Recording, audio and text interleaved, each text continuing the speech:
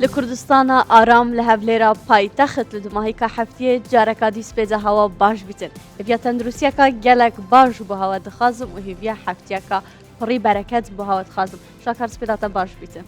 ئەوە من بە هەندێک کورتی دەست پێ کرد شاکار گوتم کورتی دەست پێ بکەم گوتەدا بکورتی وڵای دیری من خۆتە زانی دوو ڕۆژە و پەتایەمە جاوتم بە تۆزە زوو بەزعەکە کۆتایی پێبێنین لێم باشتری الحەمدولله سپاس بخوا شاکار توێ باشی بەستە نازی لە هەر جێگەیەکن سڵاویەمەتان لێ بێ بەیانیتان باش بێ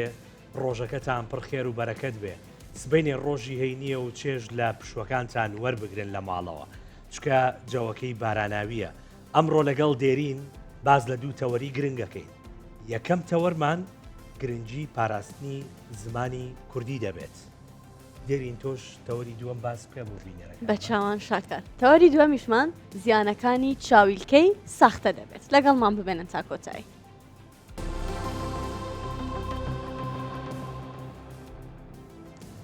شاکار دەبێژن بە ڕۆژە کەشوهەوا دەگەلێکی ساڕ بیت بەفر و باران و ئەف تشتە دەهێن ئەجا دەبیت مەهاگەڵ خۆی بیت بۆ بینەران بێژە کادە کەشوهەوای چاوە بیت بەپێی بەشی پێشبینیەکانی کەشوهەوا لە وەزارەتی گواستنەوە گەیاندن ئەمڕۆ پێنجشەممە بەردەوام ئاسمان باراناوی دەبێت و سەرەتا لە بەیانیەکەیدا لە گشت ناوچەکانی هەرێمی کوردستان بارانی پچڕ دەبارێت لە ناوچە سنووریەکان بەفر دەبارێت کاریگەری ئەم بەفر و بارانە یاخود بڵێم ئەم شەپۆلە لە شەودا زیاد دەکات و بەهێز دەبێت لە ناوچە شاخاویەکانیش ئەم شەو لێزمە باران دەبێت و بایەکی خێراشی لەگەڵ دەبێت سەبارەت بە مەودای بینین لە کاتی بارانباریندا لە نێوان 5 بۆ 7 کیلۆمەتر دەبێت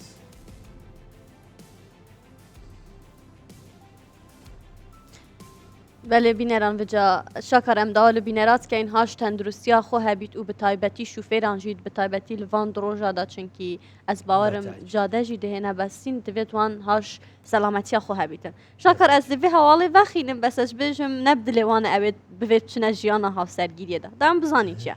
دەمێ 6 مەهایە و بەهای زێڕی دەبلند بوونێدایە تا ڕیکۆردێن گرانبوونێ شکاندن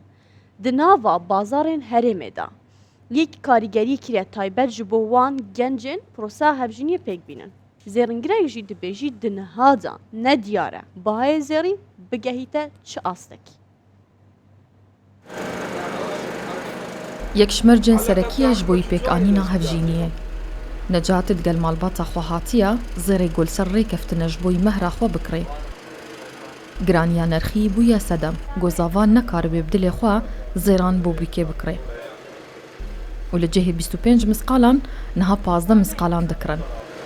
کە دەبین نرخەکانی زێر ئاها بەرز بۆتەوە هیچ کاریگەری دەکاتە سەر پرۆسی زەواج و کەمکردنەوەی پرۆسی زەواج چکە بەڕاستی هەرکەچی گرانە سەر هەر گەنجەکە ئێستا دەوێت پرۆسی زەواج دروست بکە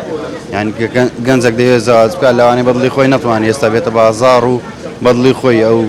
کەسێک کە نیشانی کردی و تەڵەبیاتی هەیە لە بۆی دابین کە لە بۆی بکڕیتن ئێستا بەتەمای چەند مسقال زێر بکری ئەگەر هەرزانتر بە چەند دەکرد چەند بەخۆی ئێستا من شخصی خۆم ینی حڕم کردی بەزەوە بەخۆی نێزیکی 15 مسقالی هەڵبژارد یعنی ئەگەر هەرزانتر بە لەوانەیە بمتوانی بە زیاتر 20-25 مسقال یعنی ئەگەر نرخەکان هەرزانتر بێت و زیاتر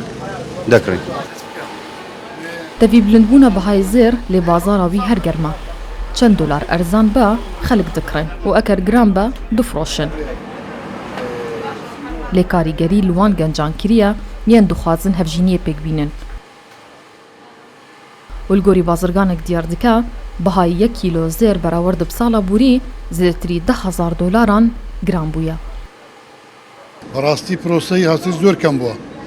لەبەرەوەی زۆر گران بووە پار 7 دەفتەر بوو ئەو ساڵ 8 دەفتەر زیاترە یعنی بە بەراورد ساڵ بە ساڵ گرانتر دەبی و زۆر کەمیش دەبی پرۆسەی هاوسەرگیری ئەمریکا و ئیسرائیل و بەکەیف خوان گران و ئەرزان دەکەن یعنی دیار نییە گران و ئەرزانج کەس تێناگات نازانی گران دەبی ئەرزان دەبی کەس تێناگات لە زێری دۆلار و زێر دیار نییە هێشتا ناوا پرانیا بووکن کوردستانی زەحمەتە بێتە قەبیلکردن زێر نەخوازن یان ژی لگۆری شیانên زاڤای بخوازن لێ ئاهەنگên پێکانîna hevjîniyê bê dihol û zirna zêde bûye zelam jî xwestina keçan paş dêxin û li benda erzanbûna bihayê zêra gobdûr tê dîtin yan jî biryarek li ser astê aliyên peywendîdar derkeve هەڤرست ڕەجەب کوردستان 24 هەولێر. شەکەر تو الڤێ قۆناغی دەرباز بوو ها ئەفسەریشە و مەرێشە دێرین زێر ماوەیەکی زۆرە وای لاتووە ڕێک هاڕۆڵی مێسیە بینێ بەس خۆی توانێت ڕێکۆردەکانی خۆی بشکێنێ ئێستا حاڵی ئەجا حاضر شاکەر یعنی ئەس هەندەرە ڕێال مەدری دێدەمت بۆوەت بێ باشە تۆ سێری گەبانە چیناوە دوێنێ دیسان ڕێکۆردی بەرزترین ئاستی خۆی لە مێژوودا تۆمار کرد هەر ئۆنسێکی لە بازاڕە داراییەکاندا بووە 2947 ڕۆی ئێستا دیسانەوە سەبر لە ناوچەی 2970ەوە دیسان بەرز بۆتەوە پێم وابێ ئەمڕۆ دیسانەوە احتیمالێکی زۆر هەیە دیسانەوە بتوانێت ڕێکۆردی خۆی بشکێنێت با بچینە سەر بابەتێکی تر میدیای فەرمی تورکیا لە ڕاگەیاندراوێکدا ئاماژەی بەوەدا ساڵی ڕابردوو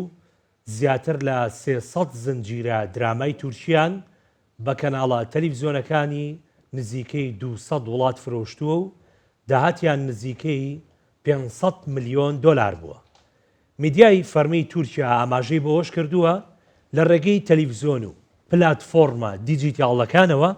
نزیکەی ملیارێک کەس بینەری زنجیرە تورکیەکانن. ئاماژە بەوەش دراوە زنجیرە دراما تورکیەکان لە ڕۆژهەڵاتی ناوەڕاست ئەمریکا، ئوسترالیا و ئەوروپا بینەری بەردەوامیان هەیە. لە سەروی هەمویانەوە وڵاتانی ئەمریکای لاتین و ڕۆژهەڵاتی ناوەڕاست. لە تورکیا 63 کۆمپانیای بەرەمێنانی زنجیرە دراما هەن و یەکەم زنجیرە درامای تورکیا لە ساڵی 1975 بە ناوی عەشقی قەدەغە لە کەناڵی تەرەتەی تورکیا پەخشکرا. ئەو زنجیرەیە لە ساڵی 1970 وەک یەکەمین بەرهەمی وڵاتەکە بە کەناڵی تەلەڤیزیۆنی فەڕەنسا فرۆشتە.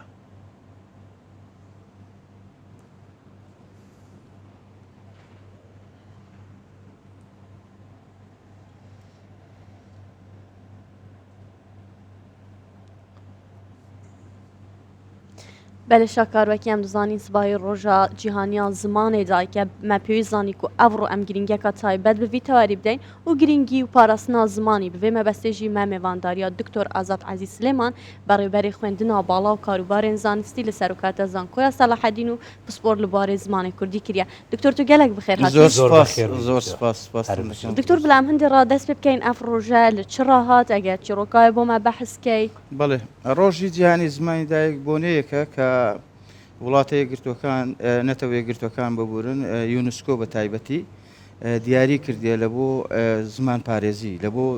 ئەو هەمە جۆرە زمانیە کە لە هەموو جیهاندا هەیە پارێزگاری لێ بکرێ وەک نەریت و کەلتوری گەلان. طبعا ڕۆژی جیهانی زمانی دایک لەوە هات لە ساڵی 1952 کاتێککە بەنگال بەنگلادێش لە وڵاتی پاکستان جیا دەبێتەوە. پاکستان زمانی ئوردویی بەسەر گەلانی بەنگال دەسەپێنی. دیارە قوتابیانی زانکۆی پزیشکی ئەو کات خۆپێشاندانێکی گەورە ساز دەکەن کە جەماوەریشان لەگەڵدا بووە بە دڵنیایەوە لە دژی سەپاندنی زمانی ئوردویی بەسەر گەلی بەنگالی. داوایان کردووە کە زمانی بەنگالی خۆی بێتە زمانێکی فەرمی لە دام و دەستگاکان بەکار بێ وەک زمانی خوێندن وەک زمانی ڕاگەاندن وەک هەموو لە هەموو بوارەکانی ژیان. لە نەتیجەی ئەو خۆپێشاندانە دیارە چەند قوتابیەکی زانکۆ گیان لەدەست دەدەن و ئەو ڕۆژە دوای ئەوەی کە دەبیتە ڕەمزێک هێمایەک بۆ چەسانەوەی زمانی لە ساڵی 1999 نەتەوە یەکگرتوەکان لە کۆبوونەوەی خۆیدا کە ئەو کاتە بەنگال وڵاتەشی سربەخۆ دەبین داوا دەکەن کە ڕۆژێک دیاری بکرێ لە بۆ پاراستنی زمانی گەلان. گەلی لەو کۆبوونەوەیدا وڵاتی بەنگال پێشنیار دەکا ئەو ڕۆژەی کە قوربانیانی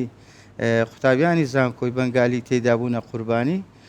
وەک ڕۆژی جیهانی زمانی دایک دیاری بکرێت. لەو ساڵی 1999 یونسکۆ بڕیار دەدا کە هەموو ساڵێ لە 21 شوبات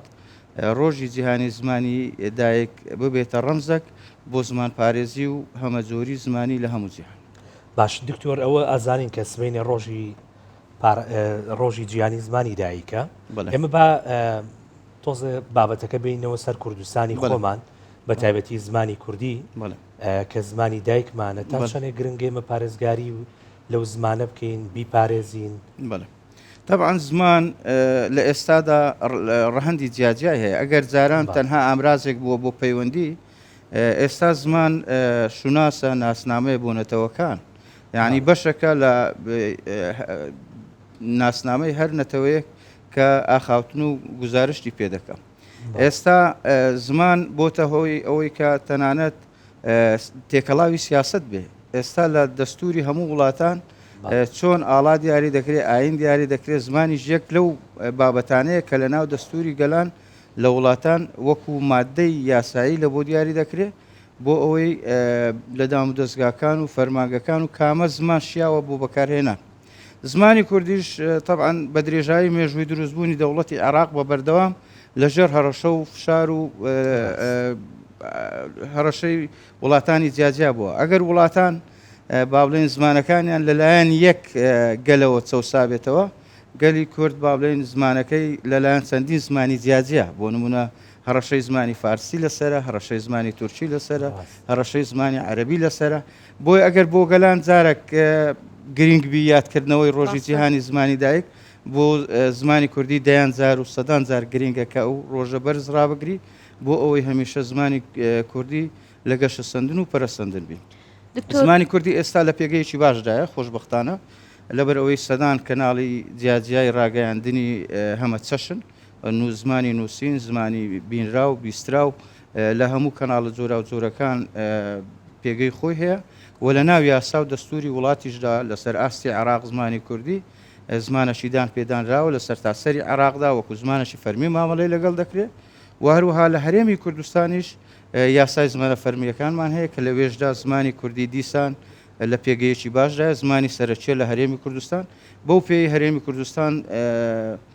ناوچەیەکی فرەزمانە کۆمەڵگەیەکی فرەزمانە زمانی تورکمانی و سریانی و عەرەبی و زمانی زۆرا و زۆری تێدا زمانی کوردی وەکو زمانەشی سەرچی مامەڵەی لەگەڵ دەکرێت و هاوکات هەرێمی کوردستان قوارەی هەرێمی کوردستان توانیوەتی دەرفەت و هەل بۆ هەموو زمانەکانی دیکەش بڕەخسێنی بۆ نمونە لە قوتابخانەی تورکمانی هەیە لە هەرێمی کوردستان قوتابخانەی سریانی هەیە قوتابخانەی عەرەبی هەیە هەموو پێکاتەکان چالاکی زمانەکانی خۆیان بەگەڕ خستووە ڕاگەیاندنی خۆیان هەیە قوتابخانەی خۆیان هەیە بە پێی موقعیت جوگرافیەکەی خۆیان مامەڵەشی دروست لەگەڵ هەموو زمانەکان دەکرێت واتە دەکرێت بڵێن سیاسەتی زمانی لە هەرێمی کوردستان لە ئاستەکی باشدا لەوەی کە دانی بە مافی زمانی هەموو نەتەوەکان دانایە و لەگەڵ یاسا و ڕێسانی و دەوڵەتەکان تەواو کۆک و تەوایە ئەو یاسایی کە لە هەرێمی کوردستان هەیە. دکتۆر مەترسیên neparastina zimanê dayik çi em wekî Kurd eger em qultir bikeyn ve me gelek qurbaniyên dain me gelek şehîdên dain bo vê axê bo vî zimanî dinûke de em dibînîn hêdî hêdî zimanên biyaniyê dest ser zimanê Kurdî da bigirin em dişên bêjin ku metirsiya navçona zimanê Kurdiya hey ئەمە دوو شت جیاکەینەوە یەک زمانی کوردی لە ژێر هەڕەشە و مەترسیەکان تقریبن ڕزگاری بووە یعنی ئێستا پێگەی زمانی کوردی لە ئاستەکی باشدایە هەم لە ڕووی نێودەوڵەتیەوە زمانی کوردی ناسراوە و لە ناو با بڵێن تەکنەلۆجیادا پێگەی هەیە و لە یاسا و دەستوریش پێگەی هەیە بەڵام دیسان سیاسەتی زمانیمان لە هەرێمی کوردستان ڕەنگە کەم و کوڕی تێداوی لەوەی کە کاریگەریەکانی زمانی بیانی بە تایبەتیش زمانی ئینگلیزی ئەگەر جاران زیاتر هەڕەشەکانی سەر بە تایبەتی باشوور لە زمانی عەرەبی بوو بێ ئێستا زیاتر زمانی ئینگلیزی بۆتە هەڕەشە لەسەر زمانی کوردی کە ئەوەش بەڕاستی پێویستی بە دانانی پلان و سیاسەتێکی زمانی دروستە بۆ ئەوەی زمانی کوردی بتوانێت هەم لەگەڵ دنیای ئێستا یەک بێتەوە کە لەگەڵ ئەو جیهانگیریەی کە هەیە خۆی بگونجێنی و هەمیش بتوانێت ئەو گۆڕانەی کە لەسەر ئاستی جیهان ڕوبەڕووی زمانەکان بۆتەوە بە ئاراستەی ئەرێنیدا ببە بە ئاراستەی ئەوەی گۆڕانەکە گۆڕانێک بی بۆ گەشە سندن و پەرەسەندنی زمانەکەمان نەک گۆڕانێکی نەرێنی بی بەوەی کاریگەری زمانێکی دیکە لە جیاتی زمانی عەرەبی کەوتە سەر زمانیمە بەڵێ هەندێک جار ئەو گرفتە هەیە کە زمانی ئینگلیزی بە تایبەتی باڵادەست بووە لە هەندێک ناوەند بە تایبەتیش هەندێک با بڵێن جار خێزان و کۆمەلگا و ئەوە دەخوازی کە منداڵەکانیان لە قۆناغی بنەڕەتیەوە و لە باخچەی ساوایانەوە بە زمانی ئینگلیزی بخوێنن کە ئەوەش بەڕاستی هەڵەشی زۆر زانستیە و پێویستە حکوومەت و دەسەڵاتی باڵا لە هەرێمی کوردستان لەو بارەیەوە سیاست و پلانی هەبی بۆ ئەوەی ئەو کاریگەریەی کە خەریکە لە هەندێک ناوچە لە هەندێک دەستگا لە هەندێک بوار زمانی کوردی جێی لەق دەبی ئەو هاوسەنجێ بگەڕێنیتەوە. باشە دکتۆر باسی ئەوەت کرد هەندێک لە خێزانەکان هەر لە سەرتاوە مناڵەکانیان فێری زمانی ئینگلیزیەکان وتت هەڵەیەکی زانستیە بەدڵنیایەوە چۆنی ئەتوانی یەک تۆستەفاسی بڵێ منداڵ هەمیشە پێویستە هەموو یاسا و ڕێسا و پێکاتە زمانیەکانی لە مێشتیدا لە کاتی لەدایکبوونی هەتا دەگاتە تەمەنی 11 ساڵی بچەسپێ و زمانی دایک بە تەواوی وەربگری هەموو لایەنەکانی لە هەموو ئاستەکاندا هەموو پێکاتەکانی زمانی بە تەواوی وەربگری اینجا هەوڵ بدەین بۆ ئەوی زمانەکی دیکە وەربگری. ئێستا لە هەموو وڵاتان ئەوەی زانست دیاری کردووە ئەوەی کە زانست دیاری کردووە لە زۆربەی وڵاتان ڕێگە بە خوێندن بە زمانێکی دیکە نادرێ تا قۆناغی 11 ساڵی لە دوای تەمەنی 11 ساڵی اینجا قوتابی بۆی هەیە کە زمانی دووەم وەربگری بۆ ئەوەی ئەمە لەگەڵ ئەوەی نەکەم هەموو منداڵەکی کورد جگە لە زمانی دایک دوو زمانی دیکەش بزانی کە بەڕاستی هەم بۆ دنیای ئێستا زەرۆرە بۆ پەیوەندیە دیبلۆماسیەکان و بۆ مەسلەی وەرگرتنی زانست لە زمانە جۆرا و جۆرەکان هەمیش هەموو تاکەک دەتوانی توانە و قودرەتی ئەوە هەیە چەند زمانێک وەربگری باشتر ئەوەیە کە زیاتر لە زمانی دایک وەربگری بەڵام پێویستە بە زانستیانە بە پێی پلان و بەرنامە حکومەت ئێستا حکومەتی هەرێمی کوردستان خۆشبەختانە لە کابینەی نۆ بە تایبەتی باڵێن ئەو ڕۆژەی کە دیاریکرا ڕۆژی زمانی دایک هەمیشە پەیامی هەبووە و هەمیشە باڵێن پێشنیاریشی هەبووە لە بۆ چاکردنی زمانی کوردی ئەوەی کە ساڵی پار بەبیرتان بێ لە ئەنجومەنی وەزیران بڕیاری ئەوە درە هەر لە ڕۆژی زمانی دایک کە تابلۆی ناونیشانی شەقام و گەڕک و شوێنکار و هەموو ئەوانە لە زمانی بیانەوە بکرێتە زمانی کوردی کە ئەوە خۆشبەختانە بڕیارەشی باش بوو و هەروەها بڕیاری ئەوە درا کە زیاتر گرنگجی و بایەخ بە زمانی کوردی بدرێ هاوتەریب لەگەڵ زمانەکانی دیکە. یعنی ئێستا خەریکە ئەو بابەتە بە تایبەتی لە حکومەت و لە پەرلەمان وانە زیاتر جەختی لێ دەکرێتەوە کە زمانی کوردی هاوتەریب لەگەڵ زمانی ئینگلیزی خزمەتی بکرێ و بتواندرێ پلانی لە بۆ دابدرێ لە بۆ ئەوەی هاوتەریب لەگەڵ ئەو پێشکەوتنانەی کە زمانەکانی دنیا بەخۆیەوە دەبینی زمانی کوردیش دانەبڕێ لەو بابەتەی. ئێستا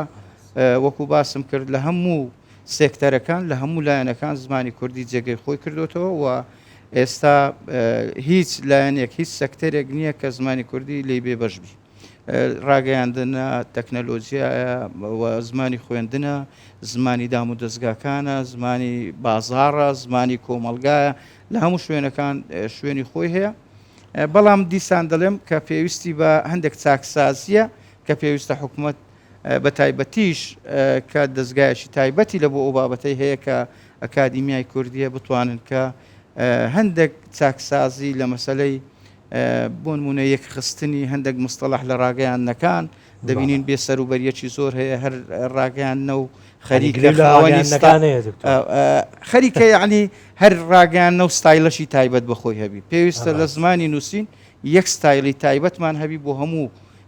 زمانی خوێندن بۆ ڕاگەیاندن بەزەبت مەبەستم ئەوەیەکە ناکرێت لە کەناڵێک زیاتر لە دووسێ نەوع ڕێنووس و دووسێ نەوع ئەلف بێ و یعنی خەریکە هەر ڕاگەیاندنە و دەبیتە خاوەنی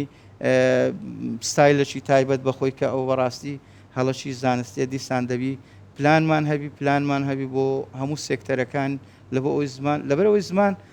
پەیوەستە بە هەموو لایەنەکانی ژیانی کۆمەلگا. یعنی هیچ لایەنێکی ژیانی کۆمەلگانیە بتوانی بەبێ زمان ئیدارەی بدەیت. جا بۆیە یعنی پێویستە ئەکادیمیای کوردی و بە تایبەت پەرلەمان و حکومەت هەرچەندە یاسای زمانە فەرمیەکان هەیە دیسان دەڵێم لە ناو دەستور پێگەی زمانی کوردی لە ئاستەکی باشدا بەڵام پێویستیشی بەوەیەکە یعنی هەندێک بۆشایی یاسایی هەیە بتوانێت ئەو بۆشایی یاسایانە چاکسازی تێدا بکە بۆ ئەوەی زمانی کوردی بێتەوە سەر ڕێزکەشی ڕاست و دروست. باشە دکتۆر ئەم خۆ دەزانین زمانی کوردی زمانێکی دەوڵەمەندە بە زارا و دیالکتên جیاواز. زمانی دایک ئەوە تو یەک دیالکتە یەک زاراوی بزانی یان دەبێت تو شارەزای هەمیادا هەبیت بە تایبەتی ئەم کورد خاوەن دیالکتên جیاوازین. طبعا هەموو زمانەکانی دنیا زمانی ڕاگەیاندنیان ئێستا تەماشای فیلم دەکەی فیلمەچ عەرەبی مصریەکە بە شێوەزاری خۆی فیلمەکانی نمایش دەکا و شێوەزاری خۆی گۆرانیەکانی نمایش دەکا و هەروەها لە لوبنان بە هەمان شێوە لە بەغدا بە هەمان شێوە یعنی شێوەزاری زیاری جیاجیا هەریەکە و بەپێی ئەو دیالکتەی خۆی بەڵێ زۆر جار لە هەندێک بوار بەکاردێ بەڵام ئەوەی کە دروستە هەندێک ئەوەش دوو ڕێی جیاوازی لەسرە ئەمە دەبی واقعی زمانی کوردی وەکو واقعی هیچ زمانەشی دیکە نیە و ئەو ژینگەیە کە زمانی کوردی تێدایە بەداخەوە یعنی بەهۆی نەبوونی دەوڵەتەکی چوارچێوەیەکی کیانەکی سربەخۆی کوردی پێویستمان بۆیە هەموو دیالکتەکان لە گەشە سندن بن بۆ نمونە ئێستا ئەگەر بێت و ئەمە کۆت و بەندی دیالکتی ژوورو بکەین لە هەرێمی کوردستان ئەی چۆن بتوانین خزمەتی زمانی کوردی بکەین لە باکوور لەبەر ئەوەی کە سنووری چالاکیەکانی زمانی کوردی لەوێدا زۆر بەرتەسکە لە ڕاگەیاندن و لە دام و دەستگاکان و لە شەقام و لە شوێنە گشتێک یان لە ڕۆژهەڵات کە دیسان ئەوێش لەژێر هەزمموی وڵاتەی دیکەدایەکە ئەگەر لێرە نەتوانین با بڵێن هەموو لایەنەکان هەموو دیالکتەکان خزمەتی هەموو دیالکتەکان بکەین پێم وایە ناتوانین خزمەتی ئەو ناوچانە بکەین بەس هەندێک زمانەوان بەڕاستی ڕایان وایە کە ئەمە پێویستە خاوەنی زمانەکی ستاندارد بین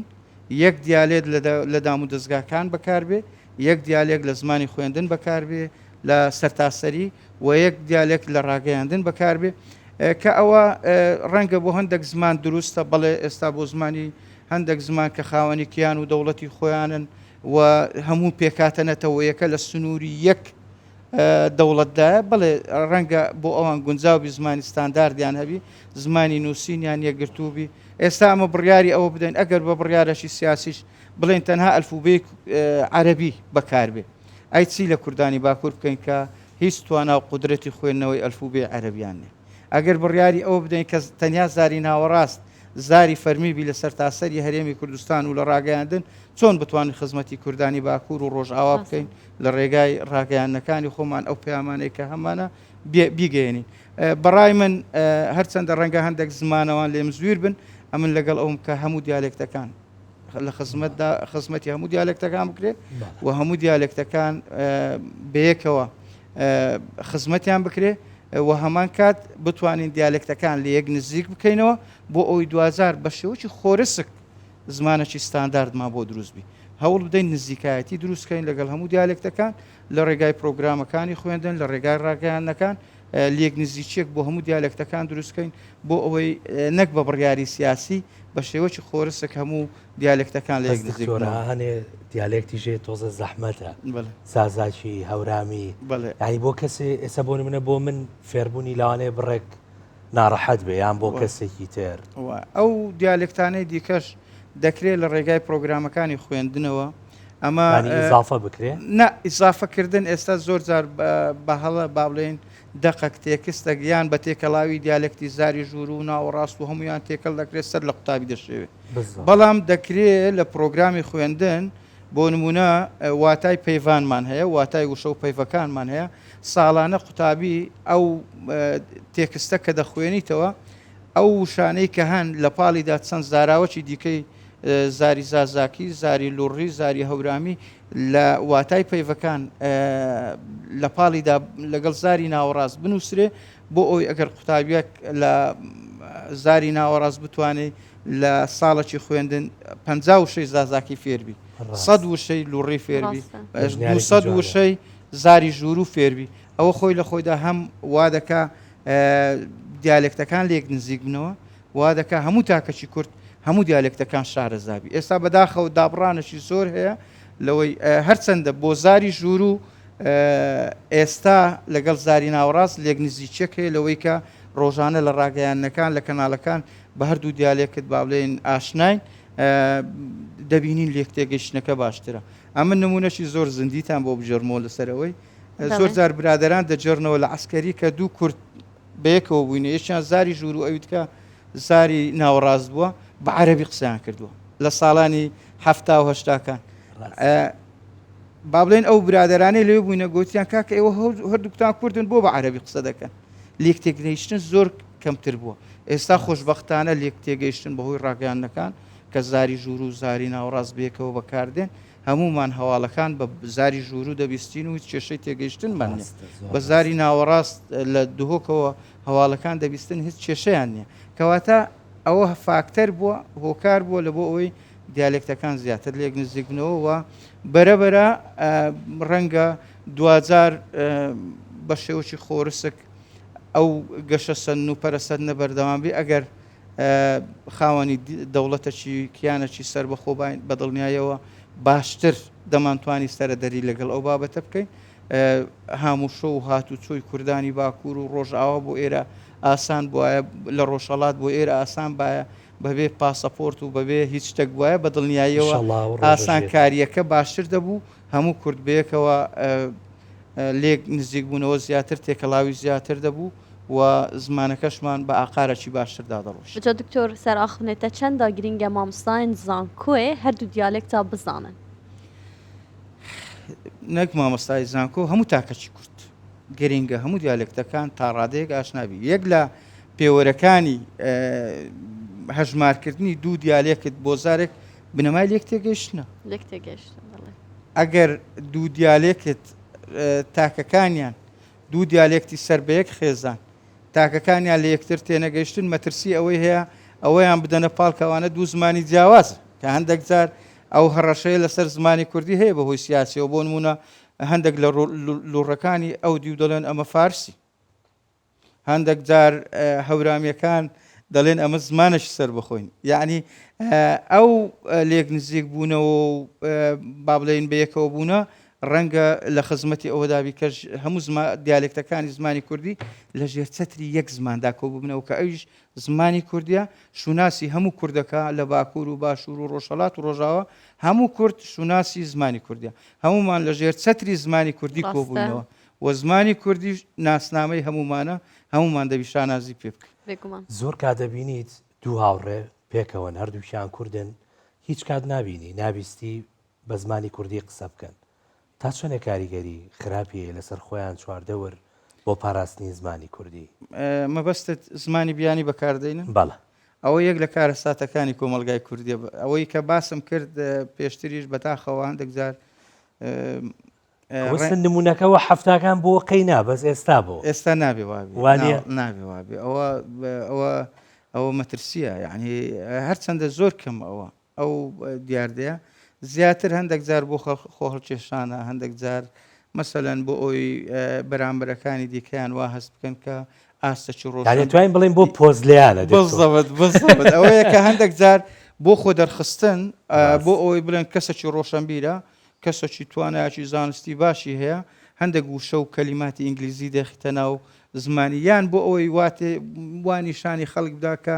مسەقەفە هەندێک جار ئۆکەی بای یان ئەو بەتایبەتی لە کافتریا و لە شتەکان کە دانیشن بە دەنگێکی بڵێن زیاتریش کتان لەو بابەتە زیاتر لە سۆشیال میدیا و ڕەحمەت لێ بێ ئەوان زیاتر خەریکی ئەو بابەتان ئەوەی تر چێنشکەلەر و بەکاردێ بۆتە ترێندی سۆشیال میدیاکان بابەتە. پێمان باشە دائیمەن زمان پێویستە زمانی زیندوو وشە لە هەموو زمانەکان وەردەگری. یعنی بە پێی ئەو تێکەڵاویەی کە هەیە ئێمە زۆر ئاساییە وشە لە زمانی ئینگلیزی وەربگرین، بەڵام چ کات ئەو چ زۆرە وشەیەک وەربگرین ئەو وشانە وەربگرین بەڕاستی کە پێویستمانە، ئەو وشانەی کە لە زمانەکەماندانە. ئەمن ئێستا زۆر جار ئەگەر دنیایەک پارە لە جیرفانم بی بۆ قەرز لە تۆ بکەم، ئەگەر پارەم هەبێ بۆ قەرز لێشی کە بە هەمان شێوە زمانی هەمان شتە. ئەگەر زمانەکەی خۆمان وشەی جوانی و ڕەسەنی و یعنی بێکێشەی هەبی بۆ وشە لە زمانی ئینگلیزی وەربگرین، بۆ وشە لە زمانی عەرەبی وەربگرین. زمانی خۆمان یەک دنیا وشەی هەیە وەکو تازە بەڕێستان باستان کرد. ئەگەر لە دیالێکتی ناوەڕاست وشەکمان نەبوو لە زاری ژوور وەری بگرین ئەگەر لە زاری ژوور و نەبوو با لە هەورامی وەری بگرین ئەگەر لە هەورامی نەبوو با لە لۆڕی وەری کە لە هیچیان نەبوو با لە زمانی ئینگلیزی وەری بگرین زۆر ئاساییە لە عەرەبی وەری بگرین زۆر ئاساییە بەڵام لەو کاتانەی کە وشەی خۆمان نەبوو بەکاری بین ئێستا بەداخەوە ئەو دیاردەیە هەیە بە تایبەتی لە سۆشیال میدیا و لەوانە هەندێک جار دەبین و هەندێک خێزانیش بەڕاستی شانازی بەوەی دەکا کە منداڵەکەی کوردی نازانی کە ئەوە کارە ساتەچی گەورەیە یەک لە بنەما و پێوەرەکانی بە زیندومانەوەی زمان ئەوەیە کە خێزانەکان منداڵەکانیان لنەوە لە دوایینەوە فێری زمانی دایکیان بکەن یعنی ئەوە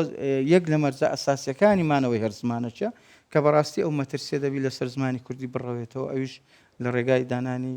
سیاست و پلانێکی زمانی لەسەر ئاستی باڵا لە حکوومەت و لە پەرلەمان و لە دام و دەستگا فەرمیەکاندا پرۆفیسۆری یاری دەدەر دکتۆر ئازاد زۆر زۆر بەخێر بی بەڕاستی من وەکو خۆم چێژێکی زۆرم لە قسەکانت بی سپاس بۆ میوانداریتان زۆر بەخێر بێت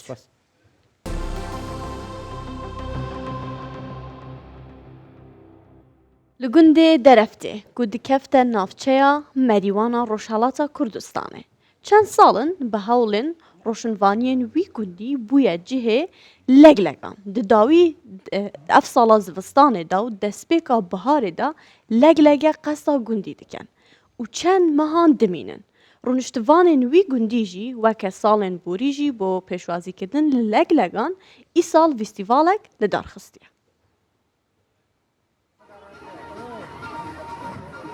ئەوە 3 ساڵە لە دوایین ڕۆژی مانگی ڕێبەنداندا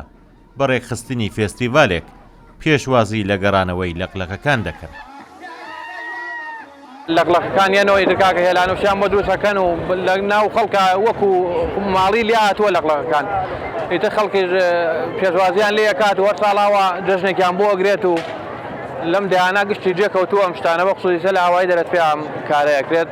بەڕاستی حرەکەتێکی جوان و تازە بوو و جێگای دڵخۆشیە. ئێمە تکاکارین لە هەموو شوێنەکان لە تەواو ناوچەی کوردستان خەڵک ڕێز لە ژینگە و ئاژەڵ بگرن. لەقلەقەکان بوونەتە بەشێک لە شناسی گوندی دەرەتفێ و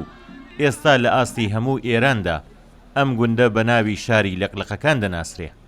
لە وەرزەکانی بەهار و هاویندا سەدان گەشتیار بۆ دیتنی ئەم لەقلەقانە ڕوو لەم گوندە دەکەن و ئەمەش کاریگەریەکی زۆری لەسەر بوژانەوەی کەرتی گەشتیاری و داهاتی دانیشتوانی گوندەکە هەبووە. لەقلەق بووە بەمایی ئەوە میوانی زۆر ڕووکاتەگرێ خەڵکەکان بە زۆر ئەم کوردانە بناسن بە زۆری بزانن کە کورد بنیامێ مێمان نەوازە کورد بنیامێ ڕێکوپێکە.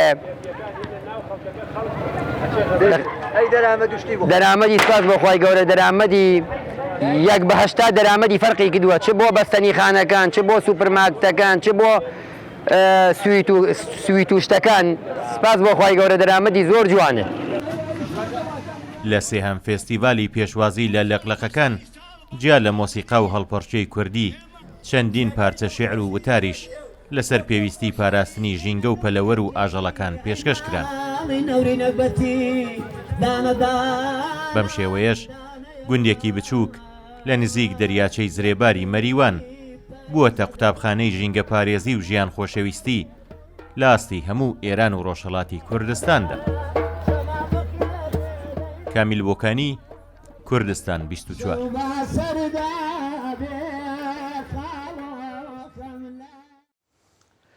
کالیسیۆم بە یەکێک لە زۆرترین کانزاکانی لەش دادەنرێت. ڕێژی 1990 لە لەشدا لە ئێسک و دداندا خەزن دەکرێت و هاوکارە لە پاراستنی پێگاتەی ئێسک و ئەرکەکانی. زیاتر لەوەش کالیسیۆم چەندین ڕۆڵی گرنگی هەیە لە لەشدا کە گرنگی هەیە لە پاراستنی ئەرکی دەمارەکان و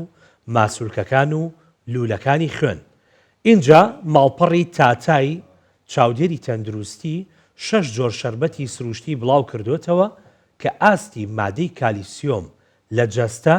بەرز دەکەنەوە. بابزانین چین؟ شەربەتی پرتەقاڵ بڕێکی زۆر لە کالیسیۆم و ڤیتامین دی لە ناو شەربەتەکانی پرتەقاڵدا هەیە و پسپۆڕان جەخت لە پێویستی خواردنەوەی ڕۆژانەی دەکەنەوە. شیری بادەم. شیری بادەم دەوڵەمەندە بە کالیسیۆم و دەتوانرێت لەگەڵ مۆز تێکەڵ بکرێت بۆ ئەوەی شەربەتێکی پڕ سوودی لێ دروست بکرێت وەکەوەی کە یاریزانانی لەش جوانیەی خۆن. اینجا شەربەتی جێزەر. جێزەر بڕێکی کەم لە کالیسیۆمی تێدایە بەڵام بە ڤیتامین ئەی دەوڵەمەندە کە پشگیری تەندروستی ئێسک دەکات. شەربەتی هەنجیر. هەنجیر بڕێکی زۆر کالیسیۆمی تێدایە دەتوانرێت وەک شەربەت لەگەڵ شیر یان شیری بادەم تێکەڵ بکرێت و بخورێتەوە تاوەکو سوودی لێوەربژیرێت. کونجی. دەتوانرێت کونجی لەگەڵ ئاو یان شیر تێکەڵ بکرێت بۆ ئەوەی خواردنەوەیەکی دەوڵەمەند بە کالیسیۆمی لێ دروست بکرێت چونکە کونجی کالیسیۆمێکی زۆری تێدایە. شەربەتی سەوزە. سەوزەی گەڵادار وەک سپێناخ و بڕۆکلی دەوڵەمەندن بە کالیسیۆم دەتوانرێت لەگەڵ خەیار و لیمۆ تێکەڵ بکرێت بۆ ئامادەکردنی شەربەتێکی بەسوود. جەشەکە ئەس بەحسات شتێکی دی بکەم. کاتێک بە ناو قەزای خورماڵدا تێدەپەڕیت زۆر کەس لەم تەمەنە جیاوازەکان بەدی دەکەیت کە پایسکل وەک ئامرازی گواستنەوە بەکاردێنن. لەو چوارچێوەیەشدا کەسایەتیەکی قەزاکە وەک دەستپێشخەریەک بۆ هانزانی هاوڵاتیان و پاراستنی ژینگەی قەزاکان پرۆژەیەکی خوێرخوازی ڕاگەاندووە کە بەبێ بەرامبەر و بە شێوەیەکی کاتی پایسکل دەدا بەو کەسانەی بەکاری دێنن هەتا کاری ڕۆژانەیە پێنجام بدەن.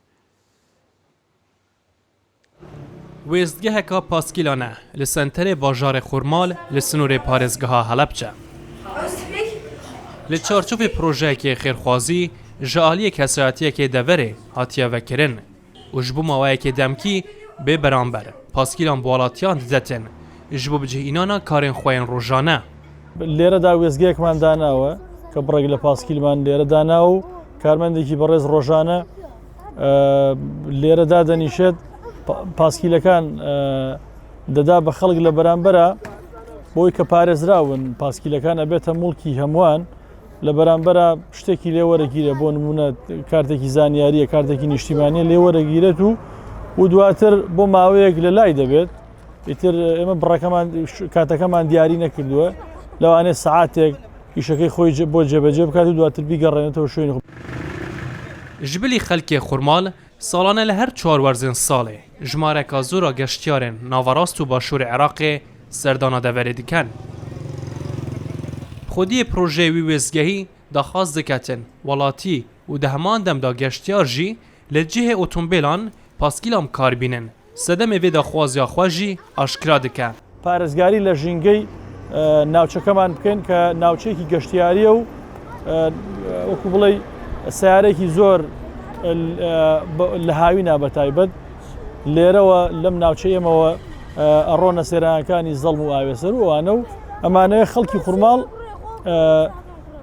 لە بری بەکارهێنانی زیاتری ئۆتۆمبیل پاسکیل بەکاربێن کە نابێتە هۆی وەکو بڵێ پیسکردنی ژینگە. بڕی پاسکیلەکان لە سەرەتادا 30 پاسکیلە بەڵام لە داهاتووە لەوانەیە زیاتریان بکەین. Bikarînana paskîlê ji bo zarok genc û danemrên xurmalê bûye keltûr. Xefar kasibkarekê deverê ye. Zêdetirî 28 salane paskîlê bikartîne. Ew pêşwaziyê li vekirina wê wêzgehê dike û daxwazî diketin ژمارەیە بەکارهێنەرên پاسکیلان li wê deverê zêtir bibin. پاسکیل تقریبا لە 92 تای سەبەکارهێنم. یەکەم بڵێن بۆ سیحەتی خۆم دووهەمیش ئیشم بەم پاسکیلەوە. زۆر جار مەسەل میوانێکە شتێکە زۆر جار مەسەل شەربەت دێنم شەوەت مێوژ دەفرۆشم ماڵمان دوورە هەموو جار پێم ناکە عەرەبانەیە بۆ یەک دەبە بنێرم. یەکەمە ناو ئەو سنووقەوە و ئەی هێنمە دووکات. ئیش و کاسبیم بەمەڕوە. ئەشتوانم سیارە بکڕم ماتۆر کڕم بەڵام ئەم دۆشی هەم دۆستی ژینگەیە بڵێن هەم لە دوایەوەش ڕێی خەڵک ناگرێت نە ژینگە پیسەکانە بۆ نمونە خەڵکی زەعاجەکە ئەوەی سەو ماتۆڕ ڕێی مێشکی ڕۆژانە مێشکمان کەوتەوە دەست ماتۆڕ. Niha cîhan bawayekê giştî bi dest pîzbûna jîngehê dinalîne.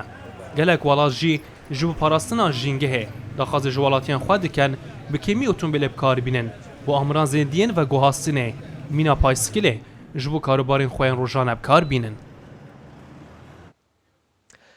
دێرینەرۆک و لە سەرەتا شەباسمان کرد تەوەری دووەممان باسی زیانەکانی بەکارهێنانی چاویلکەی ساختە یاخود فەیک دەکەین کە چ جۆرە زیانێک بە چاوەکانمان دەگەیەنێت. بۆ ئەم مەبەستە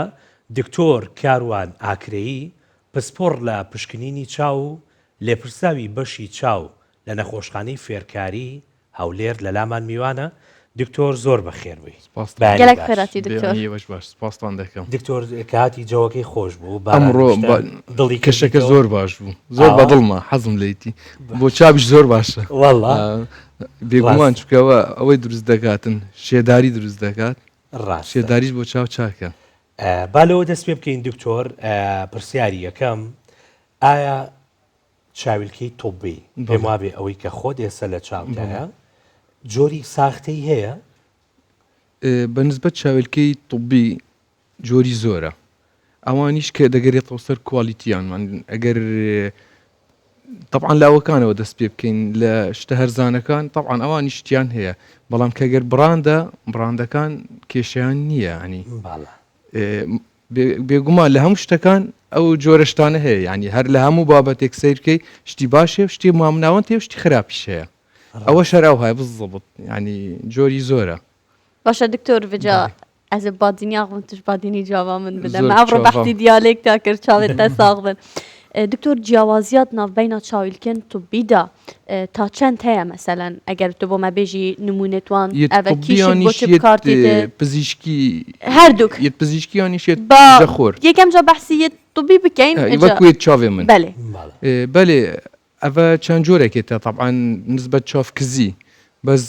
کە من گوت نسبەت ئەم یەکەم جار دەرسەر گڵاسەکەی قسەیکەین ینی سەر جامەکەی ئاخڤین جامەکە زۆر جۆرێت هەیە ینی جۆرێت براندێت هەیە جۆرێت نۆرمالێت هەیە جۆرێت وەکی سەیدای گوتیت خراپیشێت هەیە کاریگەریە هەیە بێگومان ئەوێت طبعاً کە کوالیتیوان باشترە یوڤیەکە باشترە لەسە ئەنتیسکارن وەکە دژە شەختم ئاسانی کەڤن ناومن تێک ناچن ئەمرێوان درێژترە بەس نسبەت گڵاس زۆر بابەتێت هەیە بەس کە گڵاس ئەگە تو بێ سەر یەت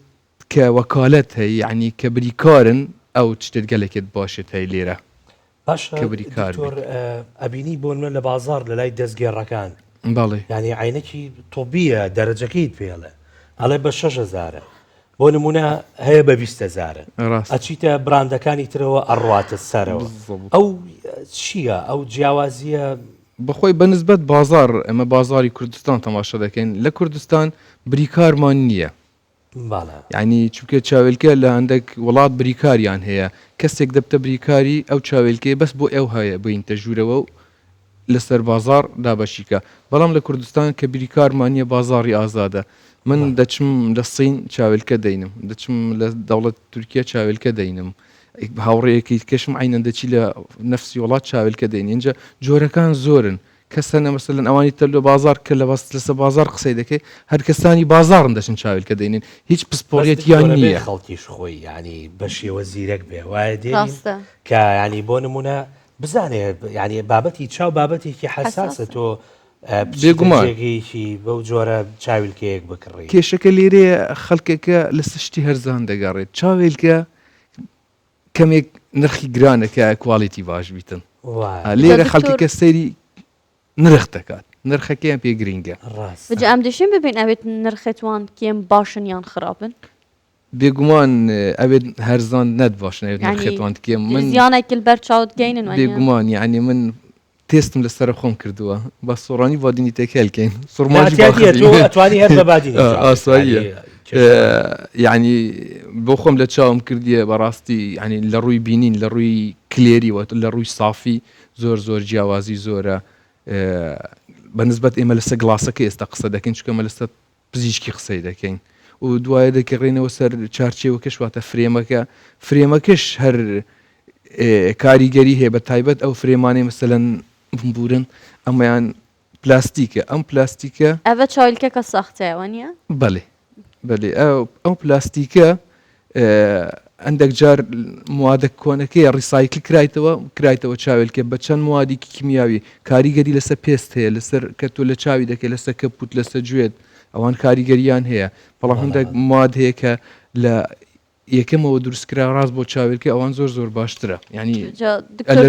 دکتۆرێک دەشێت بینەران ڕاگەینی کول چاویلکێت خراپ دوور بکەون زیانە هەی ئەوێت ئەرزان بێگومان چاویلکێت خراپ زیانە هەی و جایدەن ئەگەر تو چاویلکێکە نە باش چاوێت خۆ بکەی هەندێک جا توشی سەرێشانێت کەتن یعنی چونکو کوالیتیە لێنزەکەی یا باش نییە گڵاسەکەی ئەو فلتەر و شتێت تێدا نەت مەزبوطن ئەو گومان تێدا نییە کە چاویلکێت خراپ وەکو تشتێ دیکەی خراپە ئەو گومان تێدا نییە دکتۆر لە هەندێ ماڵدا بینیومە ژن و مێردەکار دووشیان با بڵێن هەردوو هاوسەرەکە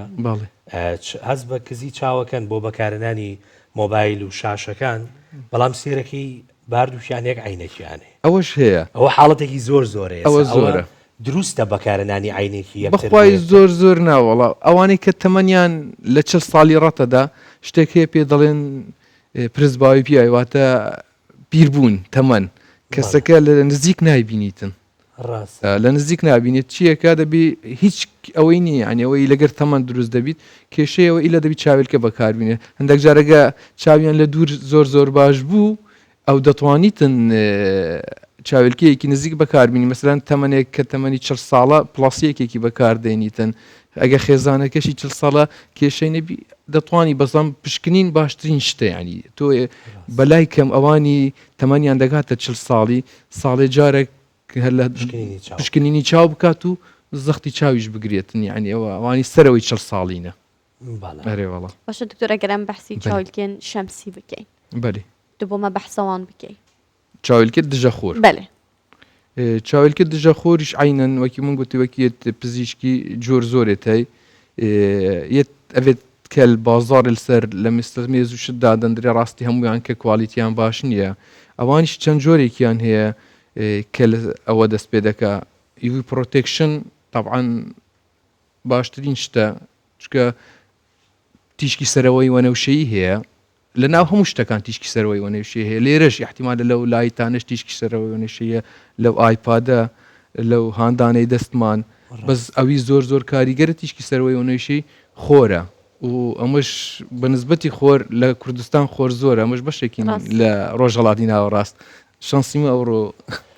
کلوتە باران دکتۆر سەراخفناتیانی بەس یەت شەمسیە دژەخۆر بۆ هاوینیان وەختی ڕۆژ دێتە دەری بکاربینینیان جەوەکی هۆساژی درستە نەنەدێشەی بکاربینی هەگەر ئەڤەر بیت هەندێک ئەو UV زێدەتر بیتن چونکو نزیکتر بیتەوە UVەکە زێترە شەرنی ئیلە تو بەس کاتێ ڕۆژێ بکاربینی ئیلە ڕۆژ دەرێ بیتن بەڵی تر ئێستا بۆ نمونە من ئەم عینەکە بەکارێنم ئەمە ئەگەر فەیک بێت واتە ئەو پارێزگاری تیانە بێ کە لە تیشکی خۆر لە چاوەکانمان ئەیکات چ زیانێک بە تەندروستی چاوەکان بەگەێنێ بەڵکو ئێک سوارا دەتەوێت بەکاری بڵە ئەوەیان مەسەلەن کە تو لە چاوی دەکەی چاوت وا هەست دەکاتن ئەوەکت هەیە عنی سنوورێکت هەیە بەڵام بەداخەوە سنوورە نییە تیشکەکان زیاتر دەمن لەسەر چاوت تیشکەکانی يعني ئەوەی ئەشیعی هەرچ ئەوە تیشکێک بیتن بەس بە تایبەت وەکی مەمە پێمان گوتی تیشکی خۆر زۆر کاریگەریە چووکە تیشکی سەرەوەنەوشەی زۆر تێدایە ڕاست باشە دکتۆر ئەم چاوە بزانین چاویلکێک پۆلۆرایزە پۆلۆرایز چەند جۆرێکی هەیە بجەبمە بەحسی جۆرێت خۆ دوو جۆرێت سەرێکی مێتە گڵاسێت چاویلکێت دژەخۆر طبعاً UV مێتەی اینجا UV حسب قیاس تێتەکردن و ئامێرێکی هەی دایمیترێکی هەی قیاسە UVەکەی دکەتن